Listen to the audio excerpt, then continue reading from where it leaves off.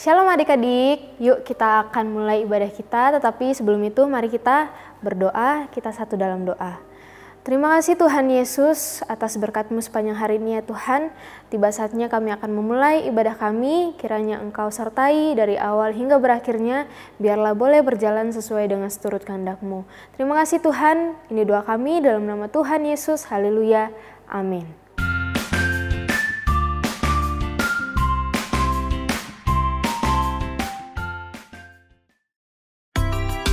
Shalom adik-adik, kita bertemu kembali untuk memuji dan memuliakan nama Tuhan. Yuk kita sama-sama nyanyikan lagu ini dengan penuh semangat. Kuat-kuat yang terkuat, hebat-hebat yang terhebat, besar-besar yang terbesar, itulah Tuhan Yesusku. Kuat-kuat yang terkuat, hebat-hebat yang terhebat, besar-besar yang terbesar, itulah Tuhan Yesusku. Yesus yang terkuat, Yesus yang terhebat, Yesus yang terbesar-besar, tiada tandingannya.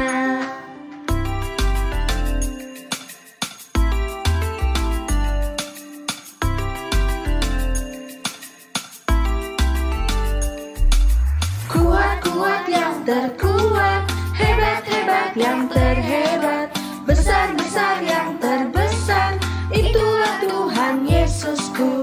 Kuat-kuat yang terkuat, hebat-hebat yang terhebat, besar-besar yang terbesar, itulah Tuhan Yesusku. Yesus yang terkuat, Yesus yang terhebat, Yesus yang terbesar-besar, tiada tandingannya.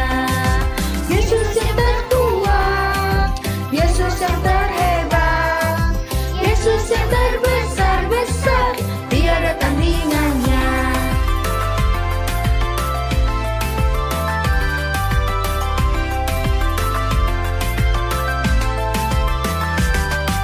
Yesus yang terkuat, Yesus yang terhebat, Yesus yang terbesar-besar, tiada tandingannya. Yesus yang terkuat, Yesus yang terhebat, Yesus yang terbesar-besar, tiada tandingannya. Yesus yang terkuat, Yesus yang terhebat, Yesus yang terbesar-besar, tiada tandingannya.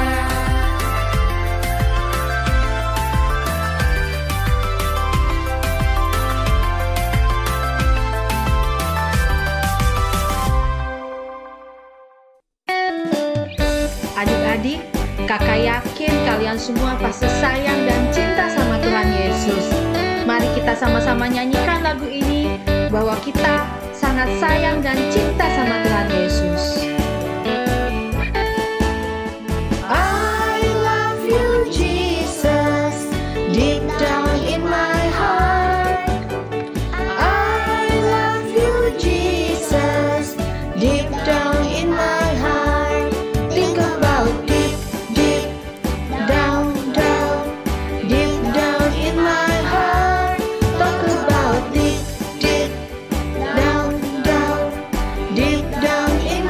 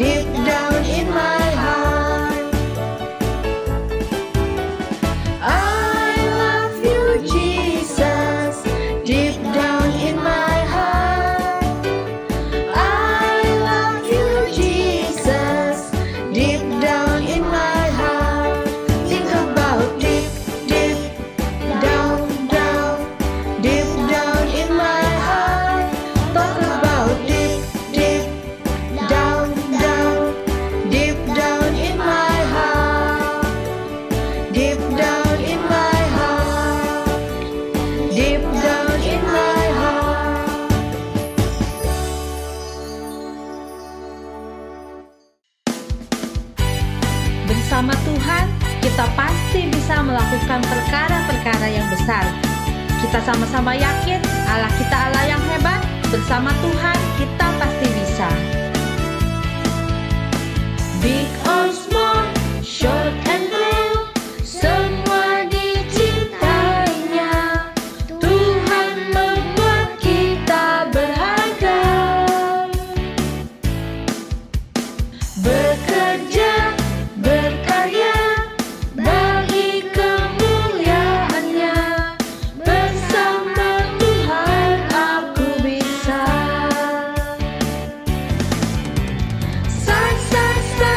Aku bisa. Tak bertalenta. Bersama Tuhan aku bisa.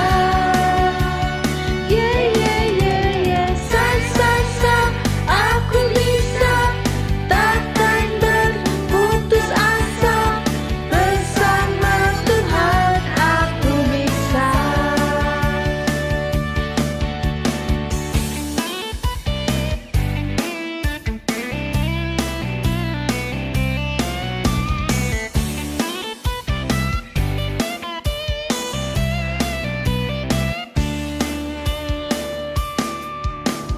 Big or small, short and tall, semua dicintainya. Tuhan membuat kita berharga. Bekerja, berkarya, bagi kemuliaannya. Bersama Tuhan aku bisa.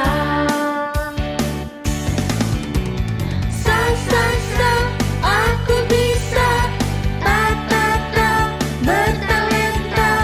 Bersama Tuhan aku bisa.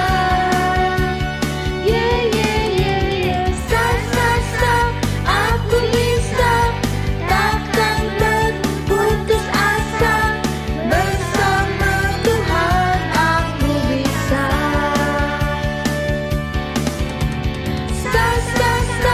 Aku bisa. Tak bertalenta. Bersama Tuhan aku bisa.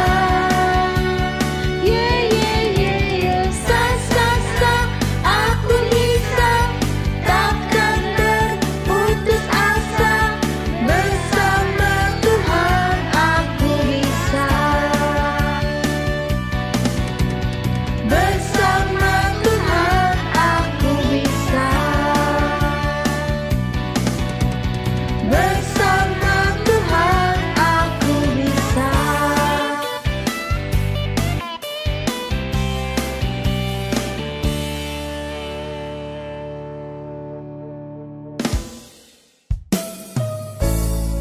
Sekarang kita mau mendengarkan firman Tuhan. Mari kita siapkan hati kita. Biarlah firman Tuhan yang disampaikan boleh menjadi rema di dalam kehidupan kita.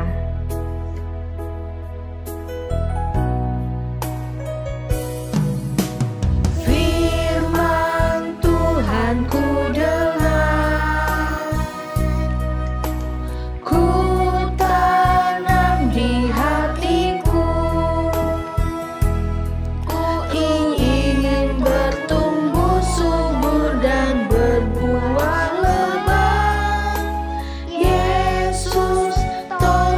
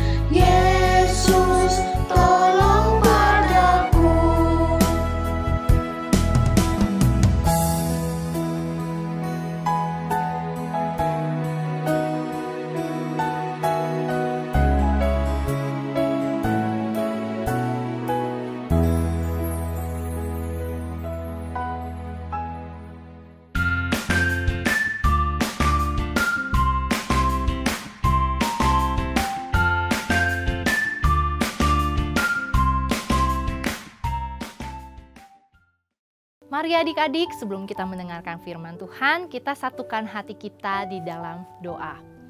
Tuhan Yesus, sebentar kami akan mendengarkan firman-Mu ya Bapa. Kiranya Tuhan membuka hati kami, Tuhan menggemburkan tanah hati kami, agar benih firman Tuhan yang akan ditabur itu dapat berakar, bertumbuh, bahkan berbuah sangat lebat di dalam kehidupan kami sehari-hari.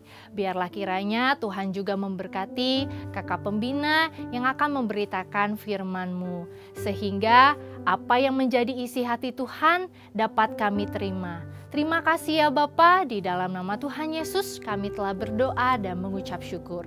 Haleluya, amin. Selamat mendengarkan firman Tuhan. Ayo semuanya, kita mulai perjalanan kita. Tapi sebelumnya, bapak-bapak, ibu-ibu, saudara-saudari semuanya yang ada di dalam kendaraan ini, mari kita sama-sama berdoa sebelum kita melanjutkan perjalanan kita. Oke semuanya, mari kita berdoa. Sudah? Oke, kita akan memulai perjalanan kita ke sebuah bukit yang betul-betul akan membuat kita merasa bahagia, gembira, happy, dan apapun itu namanya. Sudah siap berangkat? Sudah siap berrekreasi dan piknik, bapak-bapak, ibu-ibu, saudara-saudari semuanya? Ayo Per, kita berangkat. Naik ke puncak gunung, tinggi sekali. Bapak-bapak, ibu-ibu, saudara-saudari, dalam perjalanan ini saya Audi Heman akan menjadi tour guide yang akan memandu Anda dalam perjalanan ini. Dan kita sudah mulai memasuki area-area di mana terdapat beberapa hal yang menyenangkan di kiri dan kanan kita. Tampak di sebelah kiri kita ada pohon mahoni tertinggi di dunia katanya. Katanya ya, tapi siapa tahu di kampung-kampung ada yang lebih tinggi tapi nggak pernah kelihatan. Jadi dianggapnya ini yang paling tinggi. Lalu di sebelah sini ada yang namanya, itu yang paling atas itu yang hitam-hitam agak lancip. Itu ujungnya stupanya Candi Borobudur. Candi terbesar yang ada di dunia. Tapi padahal di daerah lain di dekat kota Muntilan ada lagi candi yang katanya luasnya 3 kali lebih dari Borobudur. Tapi bodo amat lah ya. Yang penting kita jalan-jalannya lanjut lagi. Lalu teman-teman, bapak ibu, saudara-saudari semua yang ada di sini, kita sekarang memasuki jembatan gantung. Maaf ya, mobilnya agak sedikit bergoyang karena kita lewat jembatan gantung. Dan di ujung sana bisa kita lihat semuanya, ayo lihat ke belakang. Ada telaga warna yang warnanya bisa berubah-ubah. Kadang-kadang kalau habis dibersihkan warnanya biru jernih sekali, berkilau-kilauan dan bening transparan. Tapi kadang-kadang kalau lagi nggak dicuci dan nggak dikuras, telaganya warnanya hijau. Ya iyalah, itu namanya telaga kotor, bukan telaga warna. Dan sekarang kita sebentar lagi sampai di tempat yang akan membuat kita happy. Tunggu dulu. Kita bentar lagi sampai. Tapi yang boleh turun cuma orang dewasa. Anak-anak yang ada di sini, adik-adik, kamu harus tetap di dalam bis, tidak boleh turun. Itu peraturannya. Ibu nggak boleh protes. Memang peraturannya begitu. Memang sengaja tidak diberitahukan sebelum-sebelumnya. Waktu pendaftaran, bapak ibu, opa oma memang tidak diberitahukan bahwa tidak boleh bawa anak atau bawa cucu. Karena kalau diberitahukan pasti tidak pada mau ikut kan. Sekarang kan jadi sudah pada ikut. Tapi peraturannya tidak boleh menurunkan anak-anak. Jadi anak-anak intinya tidak boleh ikut acara ini karena pasti anak-anak cuma mengganggu. Jadi mohon maaf, kalau mau menemani anak-anak tetap di dalam bis boleh, tapi kalau mau turun tidak boleh bawa anak-anak, tidak boleh karena anak-anak hanya akan jadi pengganggu. Teman-teman, seringkali kamu merasa seperti itu kan? Anak-anak kecil Terutama yang usia SD dan TK belum sekolah, dianggapnya cuma jadi pengganggu.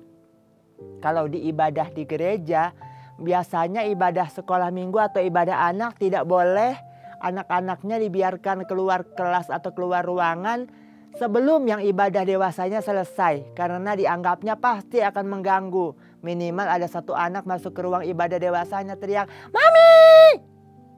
Jadi gitu ya kan?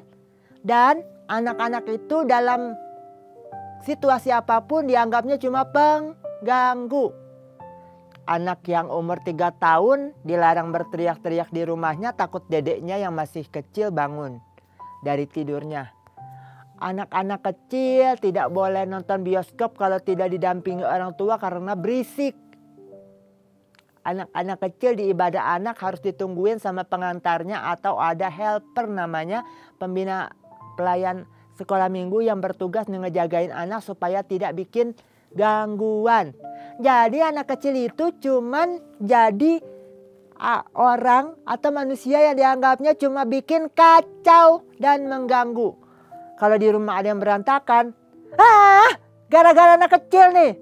Repot deh kalau punya cucu, rumah berantakan. Jadi teman-teman, saya juga kan pernah jadi anak-anak. Yang namanya anak kecil itu selalu mengganggu aja dianggapnya. Dan ternyata anak-anak dianggap akan mengganggu, apalagi kalau di acaranya orang dewasa, dianggap mengganggu bukan cuma di saat-saat sekarang. Zaman dulu juga, waktu orang-orang suka pergi bareng mau mendengarkan firman Tuhan yang disampaikan Tuhan Yesus, anak-anak kecil juga dianggap bakal mengganggu. Dan muridnya Tuhan Yesus lah yang justru melarang anak-anak, yang bahkan melarang anak-anak ketemu Tuhan Yesus. Tuhan Yesusnya apakah membuat peraturan anak-anak tidak boleh ikut? Enggak juga sih, tapi nggak tahu kenapa muridnya Tuhan Yesus ceritanya mungkin mau cari muka ke Tuhan Yesus, berinisiatif melarang anak-anak. Anak-anak tidak boleh mendekati kami, nanti mengganggu. Tapi Tuhan Yesus justru jawabannya apa? Biarkanlah anak-anak itu datang kepadaku, jangan halang-halangi mereka. Yang namanya Tuhan Yesus itu mungkin ya Bapak Simon Petrus dan teman-temannya pikir berhasil nih cari mukanya nih. Nanti Yesus akan bilang, hebat idenya. Ya betul, anak-anak jangan ikutan, nanti mengganggu saya. Ternyata Tuhan Yesus tidak begitu. Justru anak-anaknya dibilang jangan disingkirin, jangan halang-halangi mereka, biarkan mereka datang kepada Yesus. Dan ternyata bukan cuma nggak boleh nggak ikutan, tapi murid Tuhan Yesus tambah kaget karena Tuhan Yesus justru membuat anak-anak jadi ngerasa aku berharga di mata Tuhan. Karena Tuhan Yesusnya memeluk anak-anak, ada yang dipangku juga loh. Dan tangannya Tuhan Yesus ngelus-ngelus kepalanya anak-anak, pundaknya sambil didoakan. Itu artinya ditumpangi tangan atau diurapi. Artinya Tuhan Yesus memberikan satu semacam kuasa dan doa ke dalam diri anak-anak supaya mereka sepenuhnya jadi miliknya Tuhan Yesus dan menjadi seperti yang Tuhan Yesus mau. Jadi gimana teman-teman? Dari firman Tuhan ini apa yang kita bisa pelajari? Yang bisa kita pelajari adalah kita ini berharga banget buat Tuhan. Makanya bukan cuma Dia sayang sama kita. Sebelum Dia mengasihi kita dan sebelum kita lahir, Dia bahkan sudah mau mati di kayu salib untuk menghapus dosa kita teman-teman. Jadi ayatnya di kitab Yesaya, ini bentuk huruf Y ya. Yesaya 43 ayat 4 berkata, karena aku ini mulia dan berharga di mata Tuhan. Gitu teman-teman. Jadi bisa dibaca sendiri ya di Alkitab ya. Sekali lagi Yesaya 43 ayat 4. Karena aku ini mulia dan berharga di mata Tuhan. Jadi teman-teman, kita diciptakan Tuhan itu berdasarkan alasan kita berharga buat Dia. Mungkin teman-teman ada yang merasa, iya gitu Kak, aku berharga. Kalau berharga buat Tuhan, kalau aku kesayangannya Tuhan, kenapa aku dilahirkan dengan papa mama yang tidak punya uang? bukan orang kaya? Kenapa aku terlahir, kata orang-orang, aku tidak cantik, tidak tampan? Kenapa aku terlahir ada kekurangan? Maaf ya. Jadi teman-teman, walaupun kita punya banyak kekurangan, yang kelihatannya kata orang-orang, ih tuh anak kagak pernah mandi, ya widih tuh anak rambutnya kutuan, kesian banget sih, orang tuanya kagak pernah ngurusin. Atau misalkan kamu yang terlalu kurus sampai dibully, kamu yang terlalu lebar dan berisi badannya sampai dibully juga. Kamu yang nilai pelajarannya mungkin tidak sebagus teman-teman, sampai kamu juga dianggap bodoh di keluarga kamu, dibanding-bandingkan dengan saudara-saudara kamu yang lain. Atau kamu memang terlahir dengan sesuatu yang disebut berkebutuhan khusus. Tenang adik-adik, tenang teman-teman. Kakak juga waktu masih kecil pernah mengalami yang namanya perasaan tidak berharga. Gara-gara kakak ikutan lomba di sekolah minggu, lomba storytelling, tapi kakak tidak punya keberanian buat berbicara depan orang. Jadi waktu tampil kakak bersuara. Maksudnya kakak berbicara menceritakan si cerita yang dilombakan itu dengan tidak ada suara yang keluar sama sekali dan posisi badannya cuma diam. Dan si pemimpin yang jadi hostnya si lomba storytelling itu yang adalah guru sekolah minggunya justru menghina kakak depan orang-orang. Hah? Sampai kakak merasa malu dan kakak jadi sakit sampai hampir 2 bulan. Tapi setelah mengalami kesedihan yang berat itu, kakak teringat, aku tidak bisa begini terus. Aku harus bangkit. Karena aku ingat Tuhan Yesus tidak mungkin jahat. Kalau dia jahat, dia tidak mungkin mau mati di kayu salib menghapus dosa saya. Jadi akhirnya setelah kakak sudah dewasa, dari saat itu habis kakak berusaha untuk bangkit, kakak cuma berdoa, Tuhan saya pengen kalau besar nanti saya dikenal jadi orang yang, oh itu loh si Audi yang suka storytelling kan. Nah, dan Tuhan menolong saya supaya saya mampu menjadi manusia yang berbeda dari yang dulu karena saya berharga di mata Tuhan. Jadi jangan pernah minder lagi ya adik-adik ya, tapi jangan juga jadi sombong karena semuanya hanya karena Tuhan. Dah, demikian firman Tuhannya. Sekali lagi jangan lupakan kita berharga di mata Tuhan. Yesaya 43 ayat yang keempat. Sampai jumpa minggu depan dan kapan-kapan. God bless you.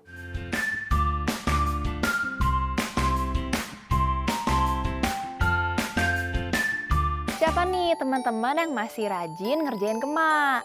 Nah, buat teman-teman yang rajin ngerjain gema dan tanpa bolong sekalipun, Battle Kids akan memberikan teman-teman hadiah spesial.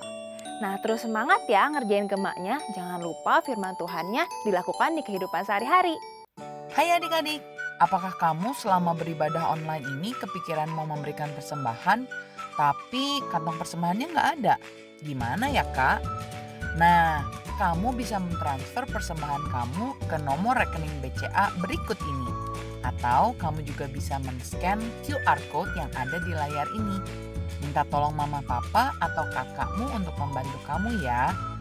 Ingat ketika kita memberikan persembahan, taruh nama lengkap dan satelit ibadah kamu. Dan berilah dengan hati yang bersuka cita karena Tuhan menyukai pemberi yang memberi dengan sukacita. God bless you. Kabar gembira untuk adik-adik.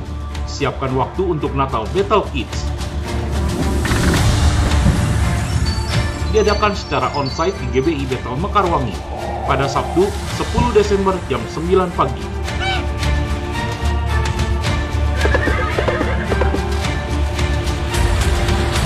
Cinderella. Puji Tuhan adik-adik, kita sudah menyanyi, kita sudah dengar cerita firman Tuhan.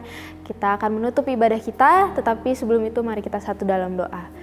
Terima kasih Tuhan Yesus, kami sudah beribadah kepadamu, kami sudah memuji namamu, menyembah namamu, dan mendengarkan cerita firman Tuhan.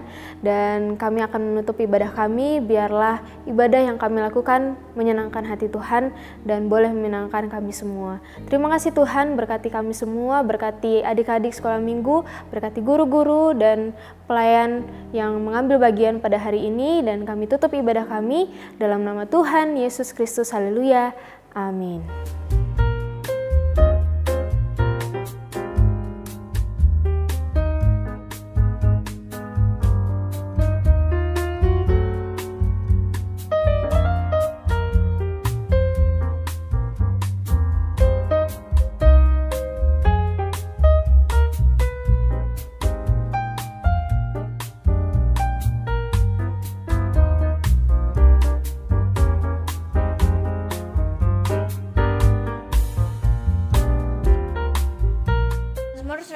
ayat 17. Aku akan menceritakan perbuatan-perbuatan Tuhan yang ajaib.